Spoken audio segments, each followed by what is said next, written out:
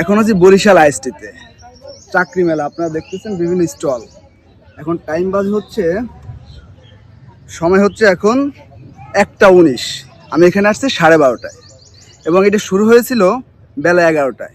অর্থাৎ আমি 12:30টার সময় এসে দেখি এটা ক্লোজ হয়ে গেছে। অ্যাটলিস্ট 1 থেকে 1.5 ঘন্টার মতো এটা টাইমিং করছে। আমি আসার পরে এখানে অনেক স্টুডেন্ট, বাইরের অনেক প্রার্থীরাও এখানে আসছিল। আসার পর তারা দেখে কি সব কিছু বন্ধ হয়ে গেছে অলরেডি। হ্যাঁ, 12:30টার মধ্যে এটা শেষ। এখন আমার পয়েন্ট হচ্ছে যে 11টার সময় যদি শুরু হয়, 1 থেকে 1.5 ঘন্টার মধ্যে এরকম একটা অ্যারেঞ্জমেন্ট করে, এই যে ওয়ার্ল্ড ব্যাংক ফান্ডিং করছে, দেন হচ্ছে আপনার এই যে কি বলে অ্যাসেস প্রজেক্ট, যেটা গভর্নমেন্ট যে একটা ফান্ডিং করছে, এই যে হেলথ টেকনোলজির যারা আপনার কর্ণধর আছে, প্রিন্সিপাল মহোদয় যারা আছে, তারা তো ফান্ডিংটা আনছে। এই ফান্ডিংটা তো একটা কনস্ট্রাকটিভ একটা কাজে লাগানোর জন্য, শিক্ষার্থীদের কাজে লাগানোর জন্য, চাকরি প্রার্থীদের কাজে লাগানোর জন্য তারা এই আয়োজনটা করছে। এখন এই আয়োজনটা যদি 1 থেকে 1.5 ঘন্টা স্টে করে, তাহলে আসলে সবাই এসে এখন ফেরত যাচ্ছে। তারপর এইখানের এই যে ইনস্টিটিউটে যে এই যে হেলথ টেকনোলজির যে মাঠে এটা আপনার যে এই যে মেলাটা হলো, এইখানের স্টুডেন্টদেরকে আজকে পরীক্ষাও ছিল। হ্যাঁ ভাইয়া, তুমি কি পরীক্ষার্থী? একটু আসো তো। হ্যাঁ, তুমি কোন ইয়ারে পড়ো? Second year. Second year. এই যে কি নাম তোমার? আরিফ হোসেন। ওই যে ওদের কিন্তু আজকে পরীক্ষা ছিল, তুমি পরীক্ষা দিয়ে এসে কি এটা দেখতে পাইছো? না, আমরা পরীক্ষা দিয়ে তোমাদের পরীক্ষা শেষ হয়েছে কয়টায়?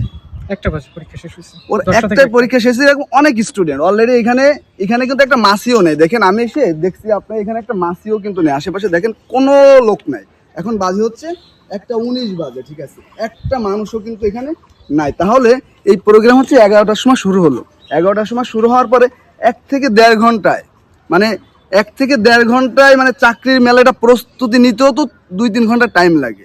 মানে তারপর আমি কয়েকজন সিনিয়রদের সাথে কথা বলছিলাম অফিসের, তারা জানালো যে অনেক রৌদ্র এর জন্য, মানে অনেক রৌদ্র, এটা কোনো এক্সকিউজ হইতে পারে ভাই?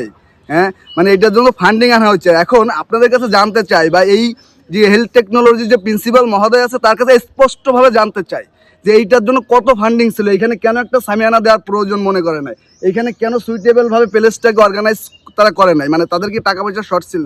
মানে এই বিষয়টা মানে আমার যেমন জানা প্রয়োজন, আপনারা মনে করেন কিনা এটা জানা প্রয়োজন। তারপরে এইখানে যারা শিক্ষার্থীরা আছে, এই শিক্ষার্থীরা কিন্তু পরীক্ষা দিয়ে বের হয়ে কিন্তু তারা মানে দেখে যে সব কিছু বন্ধ, তার কী লাভ হলো? মানে মানে এই যে আপনার যে বাংলাদেশ ওই যে ওয়ার্ল্ড ব্যাংকিংয়ের যে ফান্ডিংয়ে যে অ্যাসেস্ট যে প্রজেক্টটা, হ্যাঁ, এই প্রজেক্ট থেকে যে আপনার যে টাকাগুলো আসলো, তারা এখানে ইনভেস্ট করলো, এটা কি আপনার ওয়েস্টেজ হইলো না? মানে কেমন হলো? মানে বিষয়টাকে যদি আমি এভাবে বলি, স্পষ্টভাবে যদি বলি যে এইসব চাকরির মেলা অমুক তমুক এই যে ফান্ডিংয়ের এই বিষয়টা বড় কর্তাকে এক প্রকার টাকা কামানোর ধান্দা, আমি যদি বলি, আমার সাথে কি আপনারা আশা করি একমত হবেন আর কি, ঠিক আছে?